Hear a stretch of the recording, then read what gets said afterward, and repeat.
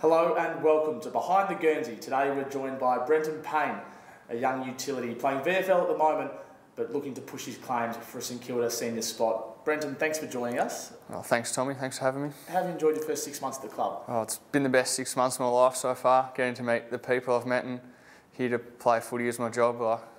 What a life that is. So yeah, it's been a dream come true. Were you starstruck when you came in? Oh, I was. Yeah, my first day here, I met the skipper and all the senior players are here, and like you watch them on the TV and you just don't believe it, and here you are with them every day. It's just, yeah, it's amazing to be with those fellas. How do you get over that sense of being starstruck and actually getting into training and working hard at your game? Well, I think after the first few days, they're just your teammates now, and they're just players that you get along with, and they're your teammates, and they're not these big high-profile people that you aspire to be on the TV when you're not an elite sportsman. So yeah, they're really good now. Tell us about Brenton Payne away from football. What do you like doing? Oh, so I like hanging around with the mates, and got a couple of dogs and all that at home, and getting out on the golf course with the mates, and just pretty casual sort of life I have outside of football, nothing too serious. So you've got a couple of dogs at home. You've also raced a couple of dogs. Can you tell us about them? Yeah, I've got a couple of greyhounds at the minute. We've got 3 running, so had a couple of winners lately, so it's a bit of fun with the old man, and so hopefully we can get a couple more wins, which will be nice. What pushed you in the direction of greyhound racing? Oh, ever since I've been little, I've had greyhounds around home, and they're just a bit of fun to have when they're pups, and to see them when they're racing. It's, have a bit of fun out of it, and to get a win gives you a bit of fun, bit of smile. So good time just bonding with each other. Speak about your life away from football. Tell us about your life balance now that you are an elite sportsman. Oh, so just when I don't have footy, I'm just trying to chill out as much as I can and try not to get caught up in all the stresses of football, and so I can get back home and see the family whenever I can. Try and get back there, because obviously you miss them a fair bit from being there every day of my life to seeing them once or twice a week. So it's all about trying to balance and do everything as much as I can. Where is there? Where did you grow up, and where do you live now? Oh, so I grew up in Bacchus Marsh, so halfway between Melbourne and Ballarat, so it's a fairly small town. I think we've had a few draftees come out of there though, so we've produced a few good footballers, and so I come from Bacchus Marsh and now live in Sandringham with a host family just near the beach there, so it's in a pretty good spot and can't be happier. Now tell us about your cricket career as well. You played a lot of cricket as a junior, and at one stage there's a fork in the road moment where you actually thought cricket might be the way to go. Yeah, I was a pretty handy cricketer up until the year before the draft, where I was playing Premier cricket with Essendon and played state under-17s, and I thought cricket was always my go-to, but then got a fairly big bake from the Western Jets coach to say I need to make the choice between cricket or footy, and I chose footy due to the only short pathway to get in, and yeah, it's paid dividends, and here I am today, so it's been a great choice. Take us back to November last year when the national draft was happening and you missed out.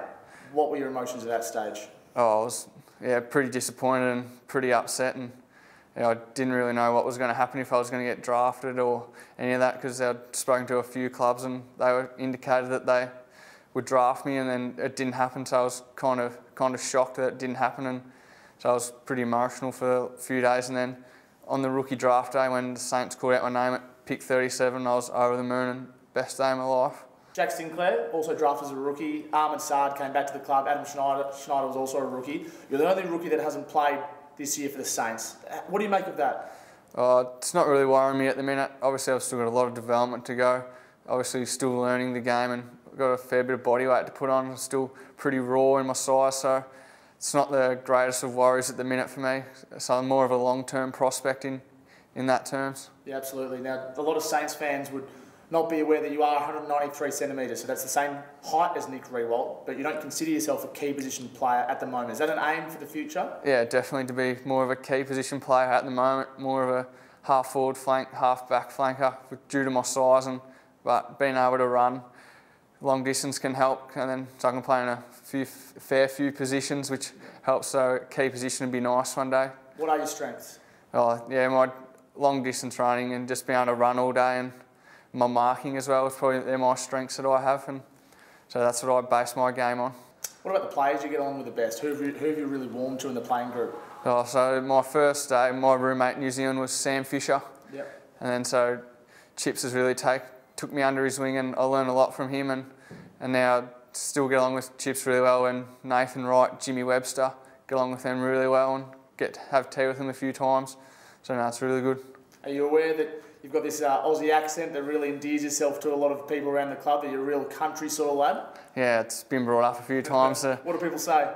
Oh, they just have a bit of a laugh about it, and obviously coming from, wouldn't call it the country, but they say I've got a fair country voice, so it has a bit of fun with it a few times with all the boys and some of the slang words I use, so it's good fun. What players did you look up to as a kid? Oh, my favourite player was Matthew Lloyd growing up. I was a Bombers supporter, and then I was kind of a Bombers supporter because my pa played for the Bombers back in the 60s and won 2 premierships, and then Lloydie was my favourite player because he just kicked bags of goals, and that's what I love doing as well. So he was a player that I always wanted to be like, and whenever I went to a game I'd have the 18 on the back for Matty Lloyd, and yeah, so he was my hero as a child. Brenton, thanks for having a chat. No, thanks Tommy.